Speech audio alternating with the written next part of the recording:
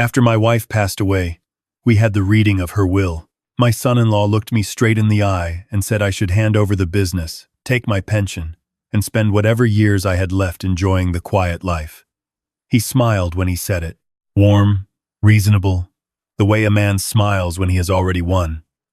But when my attorney walked through that door 2 days later, he didn't bring condolences. He brought a file, and what was inside that file was going to change everything my son-in-law thought he knew about me. Before I go any further, let me know where you are watching from in the comments below. And if you have ever had to stand your ground against someone who mistook your grief for weakness, hit that like button. You are going to want to hear how this ends. My name is Raymond Whitfield. I am 67 years old, and for 34 years I built Whitfield Supply Company from a single truck and a rented warehouse in Nashville, Tennessee into one of the largest building materials distributors in the Southeast. I did not inherit it. I did not marry into it. I built it the way my grandfather built his fence posts, one hole at a time, sunrise to sundown, until the land was his. Eleanor was beside me for every single year of it. She kept the books before we could afford an accountant. She answered the phones before we could afford a receptionist. She drove the second truck herself. The winter our only driver quit without notice, and we had a hospital contract that couldn't wait. She was not a silent partner. She was the foundation. And when they told me she had 6 months, I spent every one of those months trying to hold the walls up while the ground shifted beneath my feet. She passed on a Tuesday morning in March. The dogwood trees were just beginning to bloom outside her window. She would have loved that. The people who came to pay their respects fell into 2 categories. There were those who had truly loved Eleanor. You could tell by the way they couldn't finish their sentences when they spoke about her. And then there were the others, the ones who lingered near the catering table and spoke just a little too loudly about the company's Q2 projections. My son-in-law Derek stood in the second group. Derek Morrison had married my daughter Claire 9 years ago in a ceremony that cost me more than my first warehouse. He was tall, well-dressed, and could tell a story that made every man in the room feel like his best friend. He called himself a veteran, wore the lapel pin of a combat unit I never questioned, and spoke at family dinners about leadership and sacrifice in ways that made Claire look at him like he had personally hung the moon. I had trusted him because Claire loved him. I had trusted him because Eleanor liked him. And Eleanor, God rest her, was a good judge of character about everything except the people she wanted to believe in. The day after the funeral, before I had even returned Eleanor's reading glasses to the nightstand where they belonged, Derek came to find me in my study. He sat down without being invited. He loosened his tie. He spoke in that measured, gentle tone that I recognized from contractors who were about to tell me a job was going to cost twice the estimate. He said Eleanor would have wanted me to rest. He said the company needed steady, energetic leadership in a volatile market. He said Claire, and he had discussed it, and they believed the time had come for a formal transition. He slid a folder across my desk. Inside was a draft transfer agreement, already prepared, already formatted, already waiting for my signature. I looked at the folder. I looked at him. I let my hand tremble slightly as I reached for it. I put my reading glasses on slowly, as if the act required concentration. I read nothing. I was looking at the room behind the words, trying to understand how long this folder had existed before Eleanor was in the ground. I told him I needed time. I told him the grief had made it hard to focus. I let my voice go thin. I let my eyes go distant. I said Eleanor's name twice in the same sentence the way a man does when the compass of his life has been broken. Derek nodded sympathetically. He said, of course.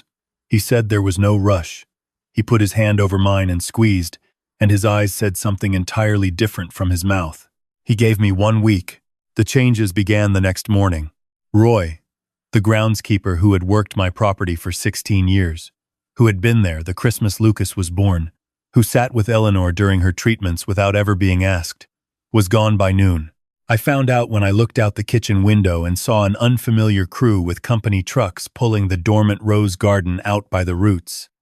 Eleanor had planted those roses the first year we moved in. She said they were stubborn plants. She said they came back no matter how hard the winter was. I walked outside. A young woman with a clipboard told me Mr. Morrison had authorized a landscaping update. She said it efficiently and without apology, the way people do when they believe the man they work for has already won. I went back inside. I sat at the kitchen table. The coffee was wrong because Roy always made the coffee, and now Roy was gone. I stared at the cup. I did not let myself feel it yet. I filed it away in that place, inside a man where all the injustices go to wait their turn. My grandson Lucas came downstairs that morning in his pajamas, dragging the stuffed bear Eleanor had given him for his 6th birthday. He was 8 now, gap-toothed and serious in the way of children who have recently lost someone they didn't have words to mourn. He climbed into the chair across from me. "Grandpa," he said, "is Grandma really not coming back?" I looked at that boy, and I felt the whole weight of the week pressed down on my chest at once. I said no, she wasn't coming back, but that she had loved him more than she could ever say. He nodded with the solemnity of someone processing an equation too large for his current tools. Then he asked if we could have pancakes. I made pancakes. It was the best thing I did that entire week. Claire came downstairs an hour later looking like she hadn't slept. She kissed Lucas on the top of his head. She looked at me across the kitchen with an expression I couldn't quite name. Not cruelty, not indifference, something that frightened me more than either of those things. She looked apologetic. She looked like a woman who had already made a decision she wasn't proud of and was now simply waiting for the consequences to arrive. I said good morning. She said good morning. Lucas asked for more syrup. That evening, I called my attorney. Frank Holloway had been my lawyer since before Claire was born. He had a voice like gravel in a tin can and a mind like a bank vault. He had helped me negotiate my first major contract, survived 2 audits alongside me, and played poker with me every 3rd Thursday for 22 years. He was the kind of friend who did not offer comfort, because he knew I didn't need comfort. I needed information. I told him about the folder. I told him about Derek's timeline. I told him about Roy and the rose garden. Frank was quiet for a moment in the way of a man sorting files rapidly in his head. Then he said something that I still hear in the dark sometimes. He said, "Raymond, how much do you actually know about your son-in-law?" I told him what I knew. The military service, the business degree from a school in Georgia, the story Derek told about growing up poor in rural Alabama and working his way up, the charm, the lapel pin. Frank said he would make some calls. He said to keep playing confused. He said do not sign anything. He said these 3 things in the tone of a man who has handled situations where the person on the other end of the line was already moving money. I went back to being the grieving widower. I shuffled when I walked. I repeated myself at dinner. I stared at the television without watching it. Derek visibly relaxed each day that passed. He began making phone calls from the living room without lowering his voice. He brought a man to the house I had never met, introduced him as a business consultant, and walked him through the rooms with the proprietary ease of someone already measuring for furniture. On the 4th day, I heard Derek in his office. The door was half open. I was in the hallway with a glass of water, which I had learned to use as a prop because a man standing still in a hallway looks suspicious, but a man standing still in a hallway with a glass of water looks like he simply forgot where he was going. Derek was on the phone, and his voice had lost the warmth entirely. He was speaking to someone about a draw date, about collateral that needed to clear before the end of the month, about how the authorization was coming and that there was nothing to worry about. He said the old man was cooperating. He said it the way you talk about weather, a condition to be managed, not a person to be considered. Then he said a number that hollowed me out where I stood, $2 million. He said the bridge loan had been secured against the Nashville Distribution Center and that once the transfer was finalized, the collateral would be converted and the lenders would be satisfied. He said he needed 4 more days. I walked back to my bedroom. I sat on the edge of the bed. I put the water glass on Eleanor's nightstand next to her reading glasses. I looked at the glasses. I picked up the burner phone I had bought at a gas station 2 days prior, the one I had told no one about, the one I had charged in the garage behind the workbench where Eleanor kept her garden tools. I called Marcus. Marcus Webb was 29 years old and had worked for Whitfield Supply for 6 years. I had hired him out of a workforce development program when he was 23, a young man with a felony adjudication on his juvenile record, no college degree, and a work ethic that shamed men twice his age. He had been in 3 foster homes before he aged out of the system at 18. He did not talk about it often. He didn't need to. You could see it in the way he moved through a room, always knowing where the exits were, always watching, always careful with things that belonged to other people. I had given him a chance because his application letter was the only one that did not ask what the job could do for him. It spent 3 paragraphs on what he intended to do for the job. He had never given me a single reason to regret it. I told Marcus I needed him to pull the financial access logs for the corporate accounts going back 18 months. I told him to look for transfers initiated under executive authorization but not routed through standard accounts payable. I told him to copy everything to an external drive and bring it to the side gate of my property at 7 in the morning and to tell no one. He didn't ask questions. He said, "Yes, sir," and he said it the way a soldier says it, which made me think of Derek's lapel pin and the question Frank had asked me on the phone. The logs Marcus brought me the next morning were printed and organized in a way that told me he had spent most of the night on them. 41 pages. Coffee stained at the corner where his cup had rested as he worked. I stood at the side gate in the gray early light and I read the first 5 pages before my hands started to shake. And this time, it was not an act. The transfers were systematic and deliberate. They started small. Expenses buried inside vendor categories that didn't quite add up. Office supply invoices from a company I had never contracted with. Consulting fees paid to an LLC registered in Delaware with no web presence and no employees. Then 6 months ago, as Eleanor's condition worsened and my attention narrowed to the radius of a hospital room, the amounts grew. 50,000, 80,000, 120,000. Every single one of them carried an authorization code tied to my executive access credentials. I had not made a single one of those transfers. I called Frank from the burner phone before Marcus had even reached the end of the driveway. Frank had also been busy. He came to the house that afternoon through the back door, carrying a briefcase and the expression of a man who has found something he wasn't sure he wanted to find. We sat in the garage, the door half up, the sounds of birds coming through the gap at the bottom. He opened the briefcase. The first document was a background investigation report. Frank had hired a private firm. The report was 42 pages and cost more than my first paycheck ever did. I did not care. I read the summary paragraph at the top. The subject, known as Derek Allen Morrison, it said, had no verifiable record of the name Derek Allen Morrison prior to 2011. His military service record, when checked through official channels, returned no match for the unit, the dates, or the decorations he claimed. His degree from the Georgia institution he referenced was not on file. His social security number, when cross-referenced, carried a previous association with a name I had never heard. David Mercer. Frank slid the second document across the workbench. It was a federal court disposition from 2009. David Mercer, the document said, had pleaded guilty to wire fraud and identity theft in the Southern District of Florida. He had served 22 months. Upon release, he had changed his name through a legal process in a small county in Georgia. He had built a new identity from the legal debris of a broken one, and he had done it carefully and thoroughly enough that a casual check would find nothing wrong. But Frank was not a casual man. I sat with that paper for a long time. I thought about the handshake at the wedding. I thought about the lapel pin. I thought about every board meeting Derek had sat in on, every company secret he had been present for, every number he had heard discussed over dinner at my table in my house. I thought about Claire. This was the question I could not get around. Did my daughter know? Had she married a man knowing he was not who he said he was? Or had she been deceived the same as me, and had the slow revelation of who her husband actually was become something she had decided to protect rather than confess? I did not have the answer. I was not sure I wanted it before I was ready to act. Frank told me about the bridge loan. He had found the filing. Derek had approached a private lending firm in Atlanta and used the Nashville distribution center as collateral, signing the loan agreement with my name, my forged name, $2 million, due in 30 days, carrying an interest rate that would have made even a desperate man wince.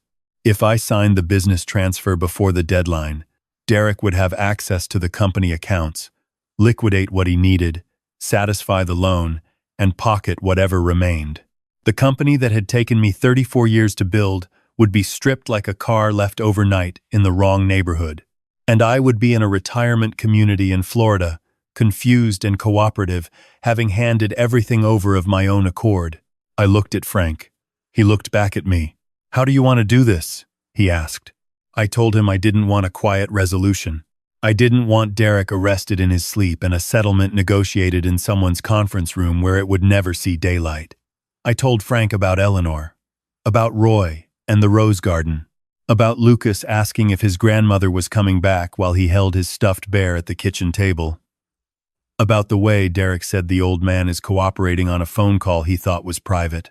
I told Frank I wanted Derek to feel what I felt when I read that folder the day after I buried my wife. I wanted him to reach for something he believed was already his and close his hand around nothing. Frank nodded slowly. He had known me long enough to understand that this was not anger speaking. It was architecture.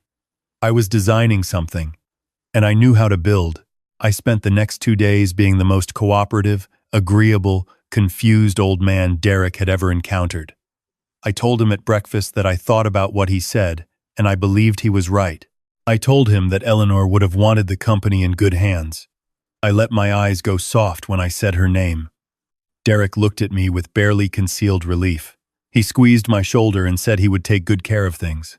That night, I went to the nursery where Lucas was sleeping and sat in the chair by the window for an hour watching him breathe.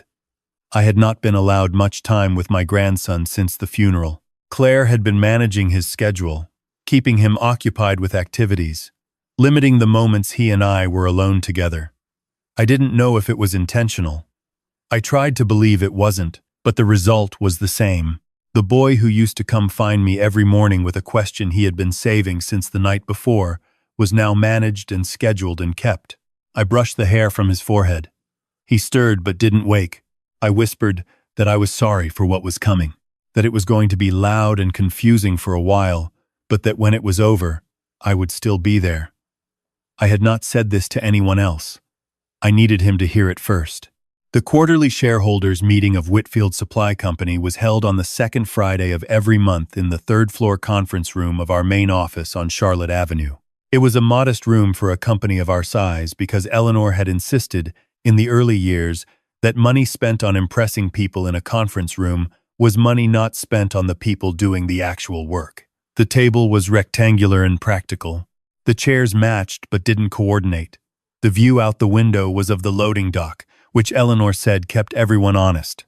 Derek had arranged for the meeting to serve as the formal announcement of my retirement and the transfer of operational control. He had told the board it was my decision. He had told the larger shareholders it was a health matter. He had told Claire it was time. He had told himself it was already done. I arrived 8 minutes late, which I had never done in 34 years of running this company.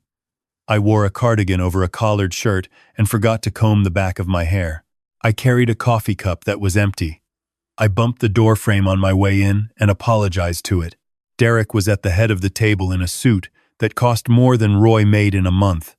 Claire sat beside him. She did not look triumphant. She looked like a woman trying very hard not to look like something was wrong. The board members were arranged around the table, some of whom I had worked with for decades, most of whom were looking at their phones or their papers or the middle distance, the way people do when they have been told a story about a man and don't want to meet his eyes because the story made them complicit.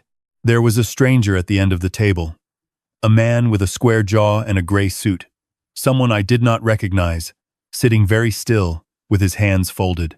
Derek stood when I came in. He was gracious. He thanked me for being there. He spoke about my legacy with the warmth of a eulogy. He slid the transfer documents in front of me. He had flagged the signature lines with yellow tabs. He had brought a pen, uncapped and laid diagonal across the paper, because the easier you make something for an old, confused man, the faster he signs. I looked at the documents. I looked at the pen. I let my hand reach for it with the slowness of a man whose joints are not cooperating. Derek leaned forward slightly. The stranger at the end of the table leaned forward slightly. Claire looked at her hands. I picked up the pen. Then I set it back down. I looked up at Derek. My voice, when it came out, had changed. It had left the thin, uncertain register of a grieving widower and returned to the voice I used when I caught a contractor trying to pass inferior materials off as grade A supply on a hospital project. The voice that stopped a room. Before we proceed, I said, I need to introduce someone. The door opened. Frank Holloway walked in, followed by two people in dark jackets with federal credentials that they did not need to explain. Behind them came Marcus, carrying a laptop and a portable drive, and looking like a man who had not slept in 3 days and was proud of it. Derek's face did not fall immediately. It recalculated. It went through the options. Then it fell. These gentlemen, I said to the room, are here because someone at this table has been using my name to commit fraud. I did not raise my voice. I had learned a long time ago that a quiet voice in a room where people expected shouting does more damage than any amount of volume. Marcus connected his laptop to the projector at the head of the room. The screen lit up with the spreadsheet I had asked him to prepare. 41 pages, distilled into a color-coded summary that a child could follow.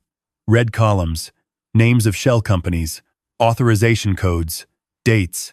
I pointed to a transfer from 4 months prior, the month Eleanor started her final round of treatment.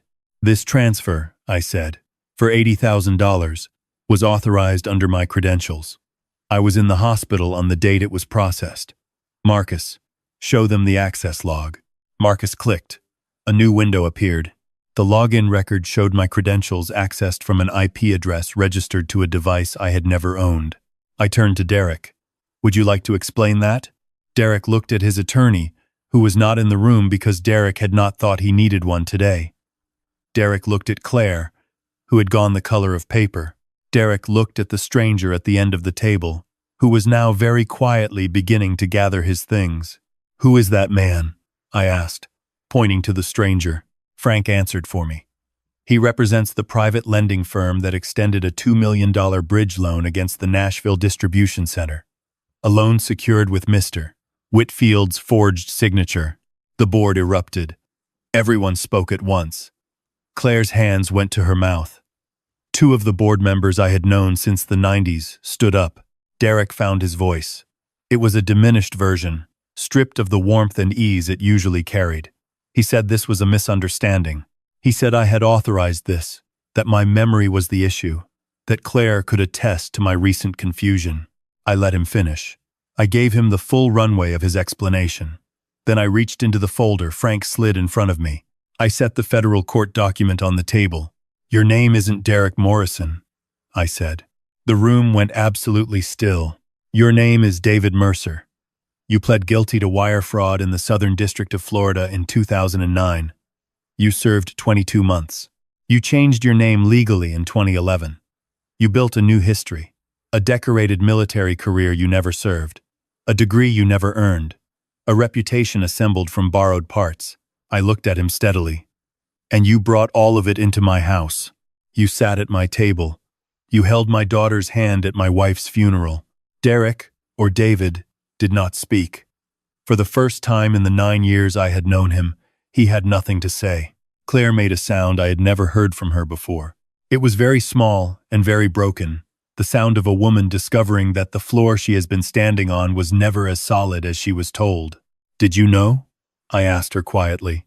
She shook her head. Once. Twice. She kept shaking it, and I watched her face and I believed her. Not because I needed to, but because I knew my daughter. Whatever her choices in the months since Eleanor fell ill, whatever pressures had bent her toward the folder and away from me, she had not known she married a man who did not exist. That did not excuse everything. It did not come close to excusing everything. But it was the truth, and the truth mattered. Eleanor had taught me that. The truth, she used to say, was the only material that didn't rot. The federal officers moved forward. Derek stood without being told. He straightened his jacket. He was still trying to perform composure, still trying to be the man in the expensive suit who had everything under control. It was the most pathetic thing I had ever seen, because the suit was the last thing he had, and even that I had paid for through 9 years of family dinners. As they walked him out, he turned once. He looked at me. I do not know what he was hoping to see. Satisfaction, perhaps, or cruelty. Something to use in the retelling of the story to make himself the one who was wronged. I gave him nothing. I had spent too much of my life building to waste a single moment demolishing a man who had already collapsed. The room emptied slowly. The board members gathered in the hallway in low, serious conversation. The stranger from the lending firm had disappeared. Claire sat alone at the table, very still, her hands in her lap, not crying, which was somehow worse than if she had been. I sat down across from her. We did not speak for a long time. The loading dock outside the window ran its ordinary afternoon business, trucks backing in, doors rolling up, men in hard hats checking manifests. The world going about its indifferent work. Mom would know what to say, Claire finally said. She would, I agreed. She would probably say you need to get an attorney of your own, and then she would make you eat something. Claire almost smiled. It didn't make it all the way. I told her we had a lot to sort out. I told her there would be consequences for what had been done in my name, and that some of them would touch her regardless of what she knew. I told her that I was not going anywhere, that the house was still her house, that Lucas still had a grandfather. That last part I meant more than anything else, I said that afternoon. Lucas did not go into the system. That was the thing I had feared most, the collateral damage that the original story I heard about had missed, the child who becomes a casualty of the adults around him. I was not going to allow it. I had spoken with Frank 3 days before the meeting, and we had begun the paperwork to formalize my guardianship role. Lucas was not going to a foster family. Lucas was not going to experience what Marcus had experienced, that particular loneliness of a child in a system built by people who meant well and arrived too late. Lucas was going to stay with me. We were going to figure out the rest one day at a time. That Friday evening, after the attorneys and the investigators and the board members had gone, after Claire had retreated to her room with a kind of quiet that I hoped was the beginning of something honest rather than the continuation of something broken, I drove to the elementary school and picked up my grandson. He climbed into the truck and looked at me with the serious expression he had inherited from Eleanor's side. "You okay, Grandpa?" he asked. I said yes. I said it was a hard week, but that the hard part was mostly over. He nodded as if this confirmed something he had already suspected. He asked if we could stop for ice cream. I said yes to that too. We sat in the parking lot of the Dairy Queen on Nolansville Pike and ate our ice cream without talking very much. Lucas had a habit of eating in concentric circles, working from the outside of the scoop toward the center. Eleanor used to watch him do it and say he had an engineer's mind. I watched him do it now and said nothing, just watched, just kept that detail somewhere safe. I thought about 34 years of early mornings and late estimates and hard winters and the second truck Eleanor drove through a snowstorm to make a hospital delivery. I thought about Roy planting the rose garden and the roses pulled out by the roots before the week was done.